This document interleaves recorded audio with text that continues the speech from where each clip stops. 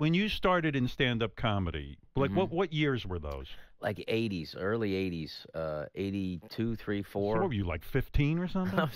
I think I was like 17 when I first started, and then. How do you start? Let's go over this because I like this whole trajectory. You decide you want to do stand-up comedy, right? Yeah, I saw Steve Martin perform. First of all, my dad had comedy albums. Right. You know, what your dad has is what you're interested in. And there was San Francisco in the early 60s had like a comedy scene. And my dad, when he was dating my mother, that's where they would go out. He'd go to the Hungry Eye. Did you grow up in San Francisco? Yeah, I was born in San Francisco in the Haight-Ashbury before the Haight-Ashbury was the Haight-Ashbury. So you decide you want to be a stand-up comedian and you go to like a place. I didn't know. I heard that there was a club. And then that there was a place in town.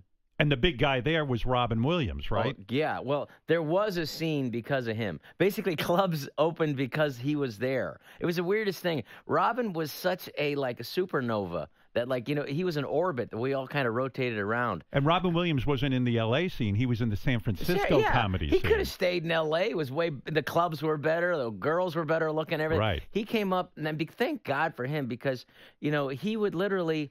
He mentioned in Playboy magazine, he did that big interview when he made it, and I don't think people today realize how huge Robin Williams was. When Robin would show up, the audience would come hoping that he would be there, and more times than not, he would show up. Right. And then the place would get packed, and then he'd do 2 hours, and then they'd all leave. Was the whole 2 hours good, or was it like maybe 10% of it good? It was a very high percentage. The thing about him was he was electric, so he would go off what was happening, and if it wasn't going good, he'd switch quickly. Right. And he would make everything seem improvisational, and some of it was. So was he your teacher in a way? Like you were a young kid starting out. Didn't you work at some comedy club? You worked there, right? I was the bartender. You were the bartender. But it was easy because they only had beer. But you didn't have a big act at that point?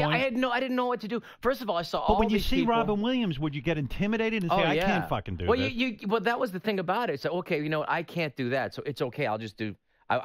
okay, that's unreachable. Right. But he had this thing, which is a blessing and a curse, which is he's the comic genius, and so he had to live up to that every time. Right. But he kind of, he fulfilled it more times than not. And sometimes, he'd get on stage, and then other people would go up with him, and he was he just had another level of energy. Did he have bad nights? Was there nights that he bombed and people were like, fuck you? No. Or was it I always never a good saw him night? because the audience was so psyched to see him that he would really have to work to under-deliver, if that makes sense. So he was already on Mork and Mindy? He was already winning. Oh, yeah. He was already way up there. And you knew him as a personal friend because you were the bartender there, and then you got to hang with him? I was one of those guys, everybody bugged him. Comedians would come by, hey, I'm broke, man. And then he'd take money out of his own pocket. Wow. So, and here's Robin Williams to me, what sums him up to me. He would always say nice things to you. Oh, you did good on Letterman.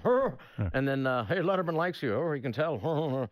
And it just whatever to make you feel good. He came up and saw me perform. And I had this, when you come up, you have your killer bits. And I had an end to my Netflix special. I was going to do this big ending where it's, it's a woman having sex, and then she said women are still thinking about stuff even when you're having sex with them. So she's bent over and she's coming up and she's thinking of all this stuff.